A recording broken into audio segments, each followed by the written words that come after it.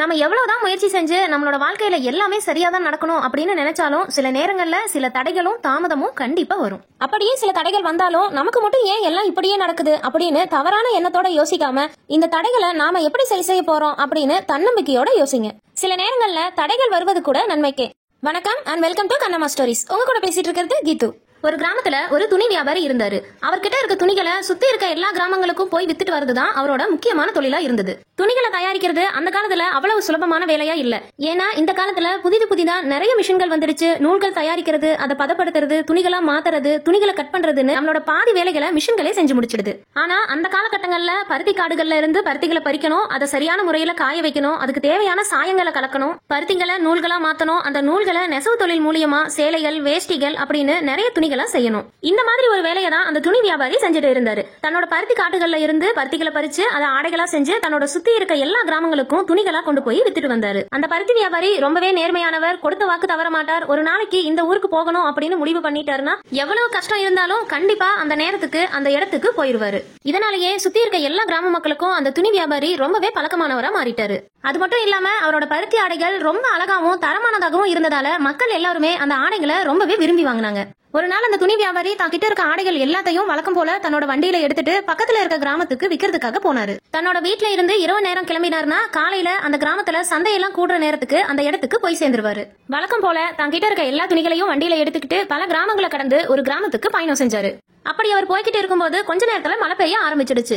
மழை கொஞ்ச நேரத்துல நின்னுடும் அப்படின்ட்டு மறுபடியும் பயணம் செய்ய ஆரம்பிச்சாரு. ஆனா மழையோட அளவு அதிகமாச்சே தவிர குறையவே இல்ல. கொஞ்ச நேரத்திலேயே அதிகமான காற்றோட கனமழையா பெய்ய ஆரம்பிச்சிடுச்சு. இதனால இதுக்கு மேல பயணம் செஞ்சா துணிகள் எல்லாமே வீணாயிடும் அப்படின்னு ஒரு மலை அடிவாரத்துல இருக்கக்கூடிய குகையில ஓய்வு எடுக்க ஆரம்பிச்சாரு. அவர் அந்த குகையில ஓய்வு எடுத்துட்டு இருக்கும்போது யாரோ பேசுற சத்தம் அவரோட காதுகள்ல கேக்குது. இருட்டு நேரம் வேற, கனமழை, இந்த இடத்துல யார் வந்து பேசிட்டு இருக்காங்க அப்படின்னு அவரோட மனதுக்குள்ள பயம் எழும்ப ஆரம்பிச்சிடுச்சு.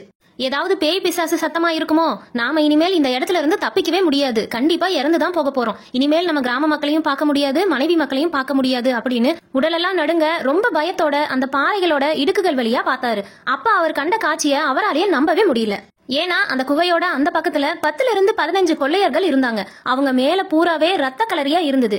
யாரையோ அவங்க கொன்னுட்டு நகையெல்லாம் எடுத்துட்டு வந்திருக்காங்க அப்படின்னு அவங்க பேசுறதுல இருந்து இந்த வியாபாரிக்கு புரிய ஆரம்பிச்சது. அவங்க பேசுறதெல்லாம் கேட்ட உடனே இந்த வியாபாரிக்கு பயத்துல உடல் ரொம்பவே நடுங்க ஆரம்பிச்சிருச்சு. இப்ப நம்ம என்ன செய்யறது, இந்த இடத்துல இருந்து எப்படிதான் தப்பிக்கிறது, சத்தம் ஏதாவது போட்டுட்டோம்னா கண்டிப்பா அந்த கொள்ளையர்கள் நம்மளையும் கொன்னுருவாங்க, அதனால அமைதியா இருக்கணும் அப்படின்னு ரொம்ப அமைதியா அந்த இடத்துலயே உட்காந்துட்டு அவங்க என்ன பேசுறாங்கன்னு கேட்டாரு.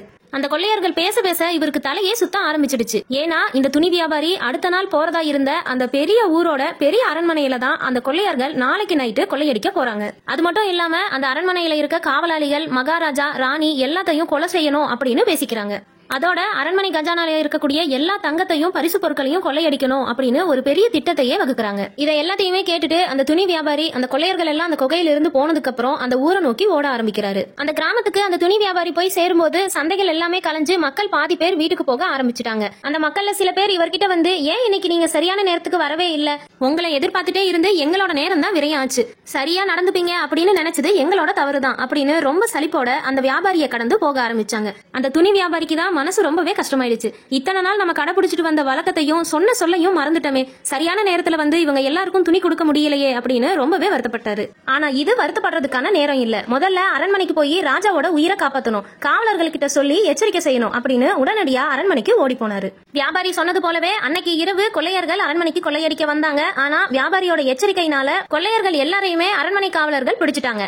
தன்னோட உயிரையும் இந்த நாட்டோட மரியாதையும் காப்பாத்தினதால அந்த துணி வியாபாரிக்கு நிறைய பாராட்டுகளும் மரியாதைகளும் செய்யப்பட்டுச்சு. அது மட்டும் இல்லாம அரசர் ரொம்பவே சந்தோஷப்பட்டு அந்த வியாபாரிக்கு நிறைய பரிசு பொருட்களை பரிசா கொடுத்தாரு. அந்த துணி வியாபாரிக்கு தான் வழக்கமா செய்யக்கூடிய வேலைக்கும் தான் கொடுத்த வாக்குக்கும் ஒரு தடங்கல் வந்தது.